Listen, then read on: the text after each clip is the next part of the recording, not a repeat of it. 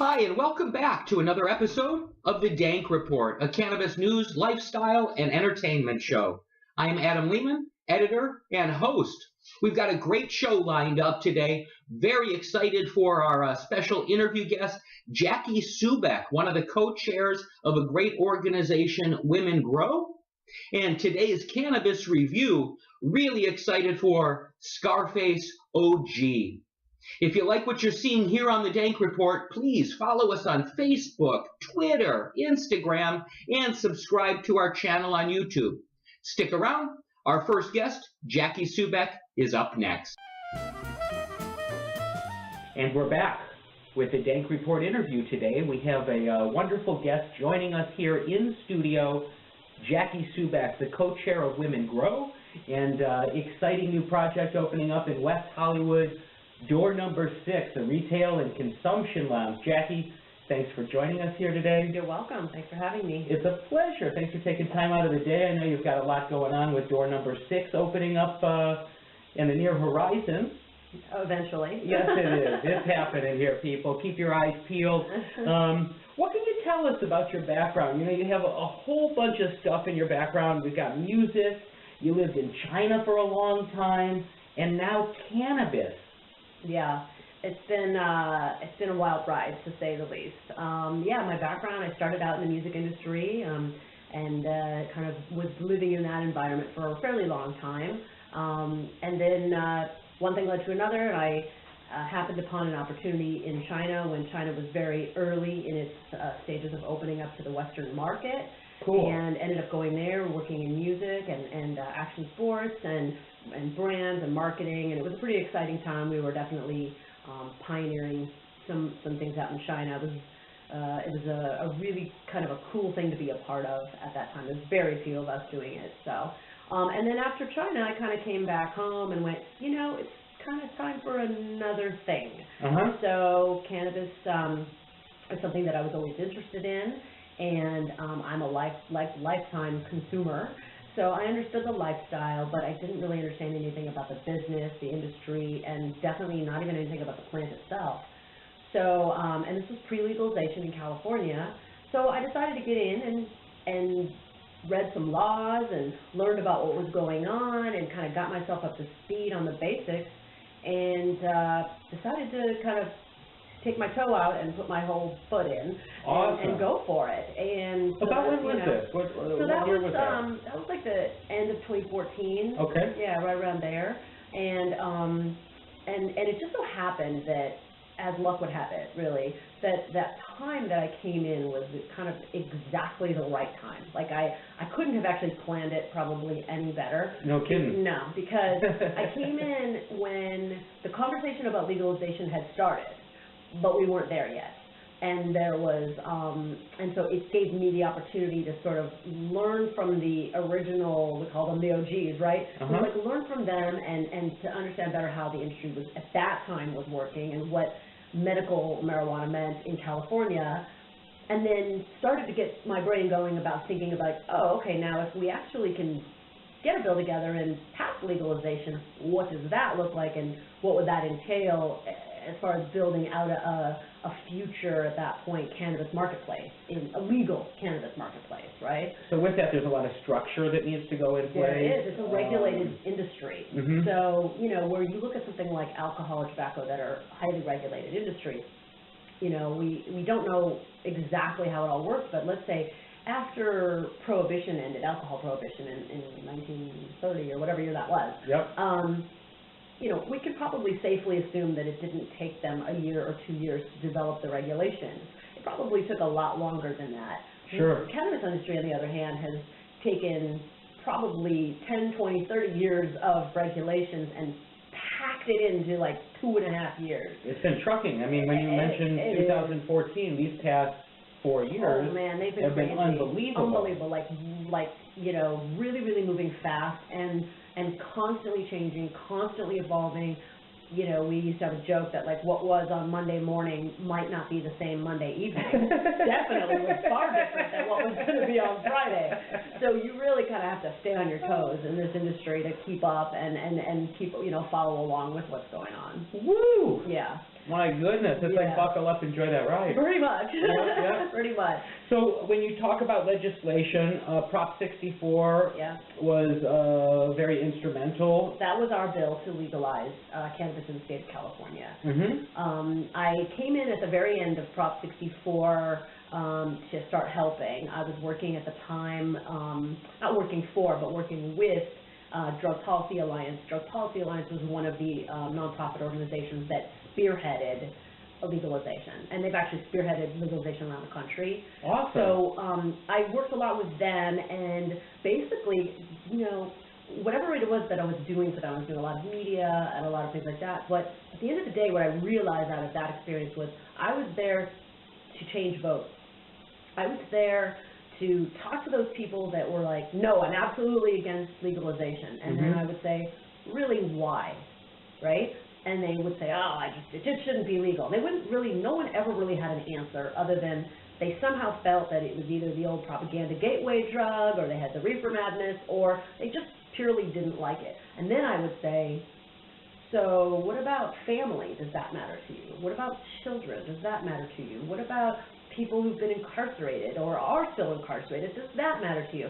And one thing would lead to another, and I would somehow get in their heart, grab that heartstring, pull on it, and change their vote. Because they would say, oh, well, I didn't know that was in this bill. Yeah, this bill was not just about legalizing cannabis. It was about creating an entire system of criminal justice and social justice reforms to basically help out, being very light about that, the communities that were disproportionately impacted by the war on drugs. So what you're talking about is... I'll say it even here too, is the African American community has been beaten up over this. Right now there are businesses that are making money while there's people incarcerated for the same thing, and this has got to change, Jackie. This has got to change. And it's people like you out there hitting the streets and talking to politicians and going to meetings and standing up and speaking out about these types of things.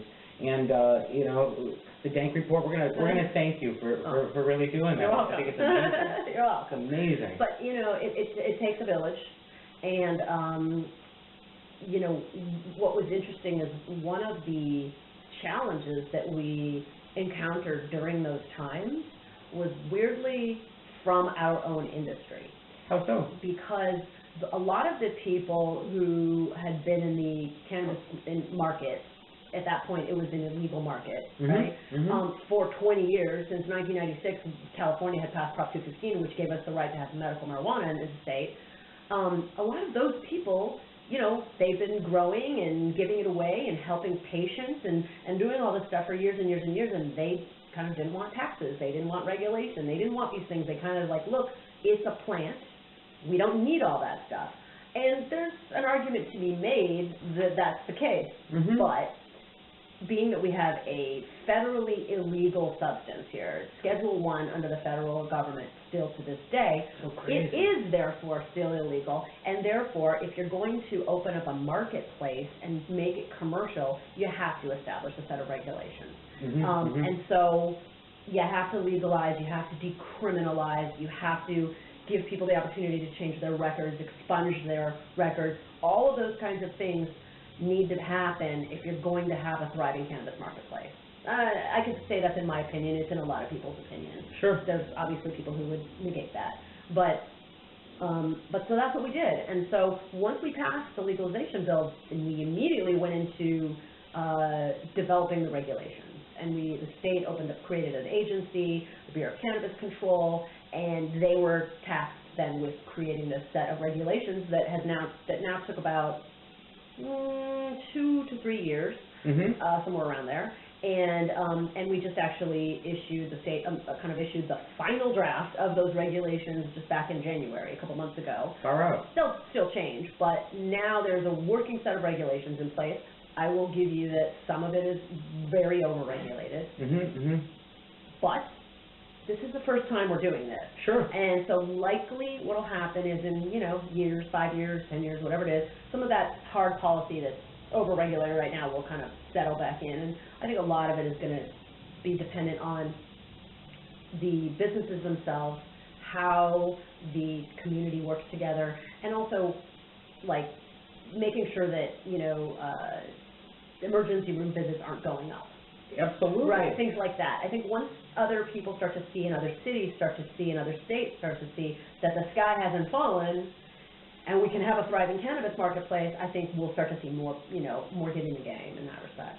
So cool. And coming from the wine business, Yeah.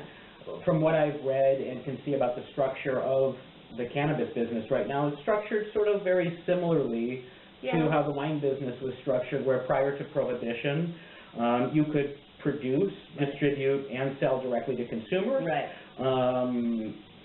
Prohibition happened. After that, it was then regulated into a three-tier system, which the stories I hear was really to take sort of organized crime out of the game. Yeah.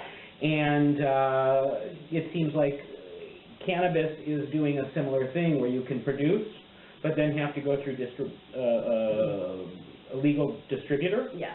And then that distributor sells to the retailers. A retailer, Yeah. and then that retailer then sells to a consumer. So we have a couple of different models, but yes, one model is each piece of the supply chain works with the other pieces of the supply chain. Mm-hmm. We also have a vertically integrated model, and also, by the way, those individual pieces you can be vertically integrated. You can have a cultivation license, a manufacturing license, a distribution. You can have those things. Oh wow. But you can also do a small business version of that gives you the ability to do those things under one license. It's called a micro business. And it was sort of geared almost like the beer industry. Okay. Where you have microbrews where it's like a small business. It's like one company wants to just sort of grow their own and produce their own products and sell their own products, right? That was the intention of that. And also, it was also intended at the time to give women and minorities an opportunity to sort of get in the game too at a potentially, more viable business model for them than going at the big game, which is grab the big distribution licenses and the big manufacturing licenses, So ahead of time, things were thought about. It was like, how do we take care of, people that have either been disenfranchised mm-hmm. or disproportionately impacted. And so I think that we did a good job, but then what happens is, of course, lobbyists and big money starts to talk and chime in to start talking to politicians and of course. And we had originally in Prop 64 there was a piece that prevented large scale cultivation grows from happening for 5 years, and the reason was similar to alcohol, which was to try to get in that case organized crime out. In this case, it was to try to keep out big corporate, mm-hmm. big pharma, big tobacco, big beverages from coming in and just dominating the cannabis show before the cannabis people even had an opportunity to build it up themselves. And they've been working for so long, 20, 30 years, whatever. Yeah, exactly. So, so just and corporate is there. They're there. They're already in. A lot of them are sitting on the sidelines just waiting for federal descheduling, because once it's federally descheduled, that opens the doors for everybody, because then there's no issue. Because right now everyone's issue is that it's federally illegal, right? Yeah, yeah. But once that happens, then that opens up a lot of doors, for them there. So, but that being said, I think that we're looking at probably at least 5 years of solid small business, we'll call it small business cannabis, companies that hopefully will be able to build and establish a valuation, and also hopefully many of them will continue on. As wine growers and manufacturers do, I know that a lot of them have been purchased by the bigger corporate companies, but they keep their brand and they keep their image, they keep their customer base, and oftentimes they even keep their jobs and keep hustling. So I don't know. We'll see how that all pans out over the next few years. It's really interesting. I think it's fascinating to see.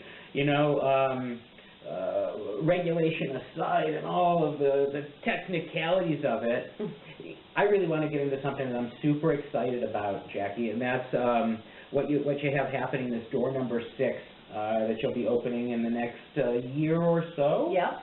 Fingers crossed, guys. Come on, cross those fingers, guys. Because I cannot wait to go there and see what's happening. Can you talk about door number 6? Sure. A little bit about what it is and who you're working with and absolutely. It's crazy. So for starters, let's get something straight. Door number 6 is just the company name. It's not the brand. Very well. Okay. It's our company name, and So let me back up. Let's do that. The city of West Hollywood, and for those of your listeners and viewers who don't know, city of West Hollywood is a little bit of an island inside of LA City. Well, the city of Los Angeles sort of surrounds most of West Hollywood with the exception of Beverly Hills, which is on one side. Yep. But West Hollywood, as its own city, it's only 1.9 square miles. It's really small. But it's a big tourist place, and it's very progressive. They've always been on the cutting edge of the most progressive policies. They were there, actually, for medical marijuana back in '96, with, because HIV and AIDS was the big deal at that point, and that's what medical marijuana was initially inspired by, right? Yep. And they were there on the marriage equality front, and they fought, and they fought, and they fought. So for LGBTQ rights, they were there. Absolutely. And now here we are with cannabis. And what they decided after a lot of work on a lot of our parts was that they were going to try to pioneer consumption lounges. And what is a consumption lounge? It is a safe place and a legal place for somebody to consume cannabis. So Sounds cool. great. Now, we already have some in the States. In the Bay Area, there's about 7 or so. They've been up and running, and they are retail plus a smoking lounge. So that means you go into the store, your dispensary, you buy what you want, walk over to their lounge, and enjoy.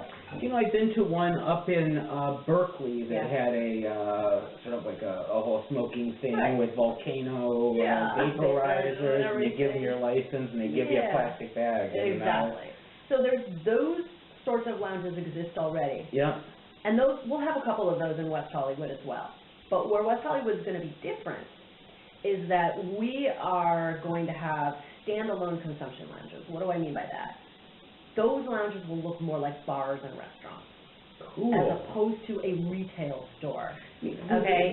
The comfort level is the one that I had gone to in Berkeley. It was real clinical, and it wasn't very social at the time. People kind of sat there and did their thing, but it would be so cool to go in somewhere. That's right. So select what you want. Like that. Either roll a joint, come with some friends, sit back, relax, take a couple puffs, maybe have a little nibble of something.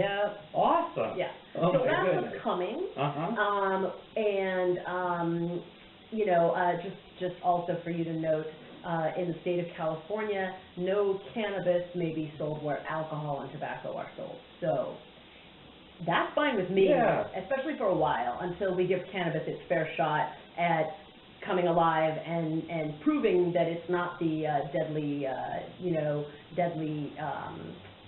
cause of a lot of accidents out there on the road. It's still alcohol, right? We can still all point to alcohol, but I think a lot of us are, thinking that if alcohol was mixed in with cannabis right now and people got in accidents, that everyone's going to point the finger at cannabis, when the truth is it's still alcohol. Right? Absolutely. So it's kind of good, in my opinion, that we have a few minutes, so to speak, to wait it out and just have cannabis just by itself with no alcohol, right? One day we'll get back there. I don't see that as a forever thing.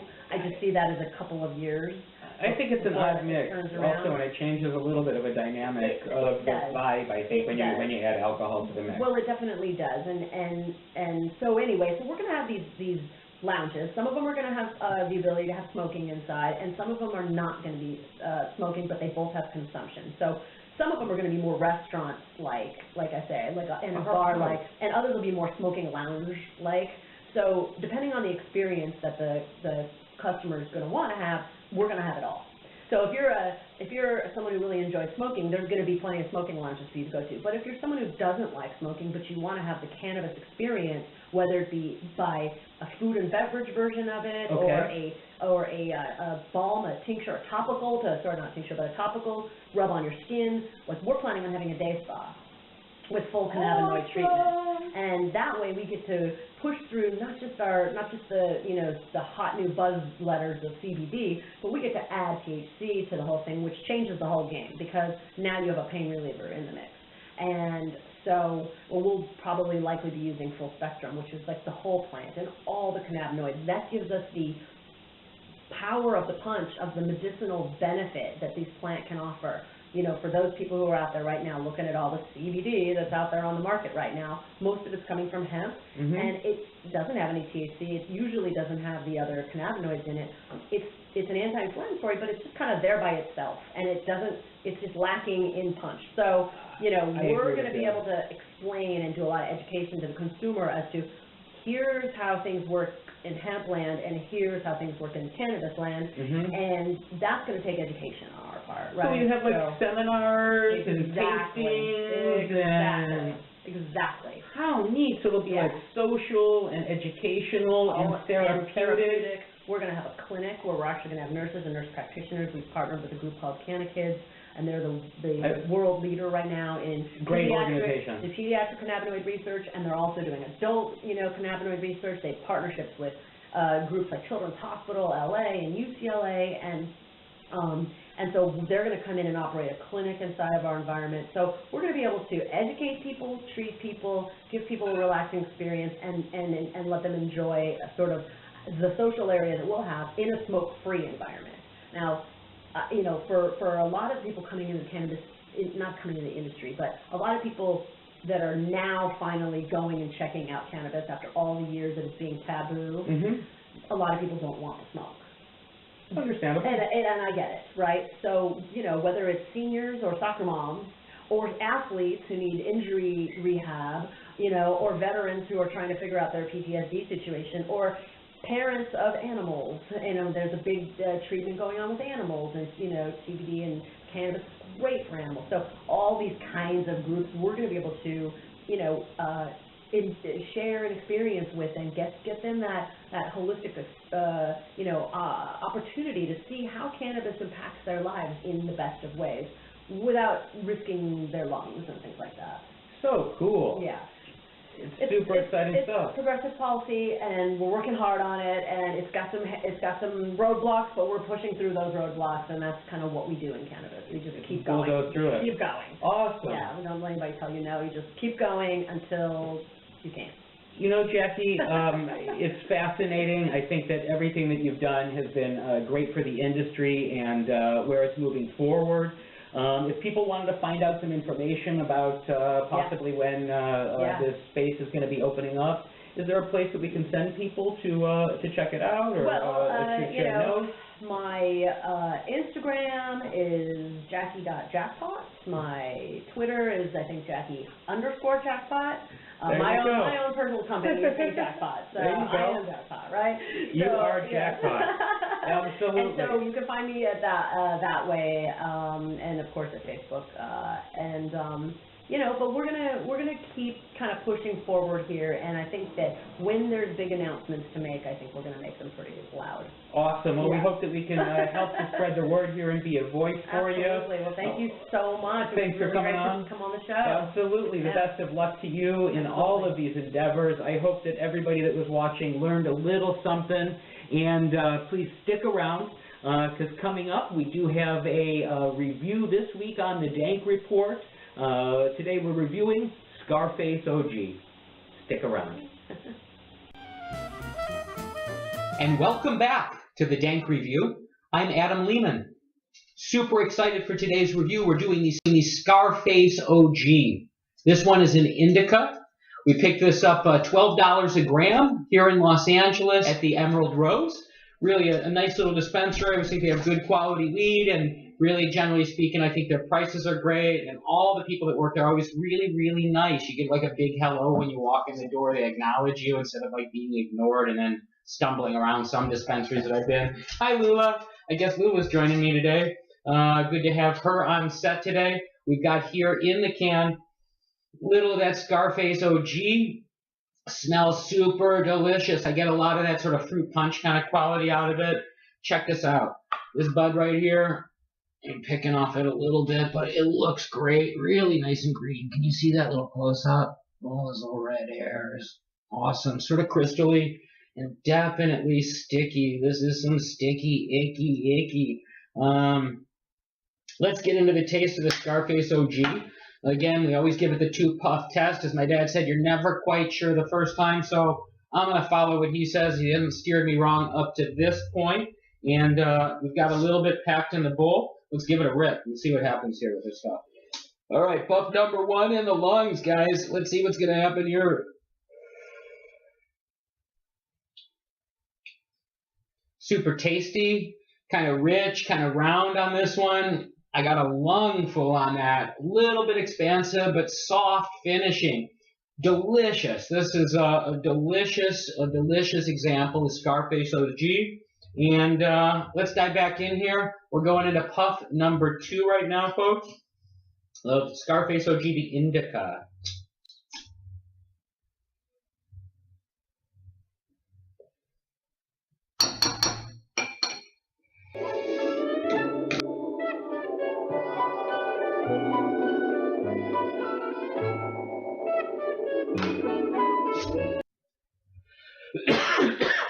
You know, you're always going to get a little bit more harshness off that second hit than you do on the first. But again, backs up what I tasted and what I smelled. Definitely a lot more body than sort of that tweaky mind buzz that you'll get from a sativa, or at least it affects my personal physiology that way. I love an indica. Super nice and chill. I'm giving this 3 out of 4 puffs today. A big thumbs up. This weed right here, this would be great. Let's say you're going to visit your in-laws, but you don't want to be like clobbered as if somebody hit you with a sledgehammer, but you need something to take the edge off. Scarface OG would be the way to go. Please like us on Facebook, follow us on Twitter, subscribe to us on YouTube. Thanks for tuning in.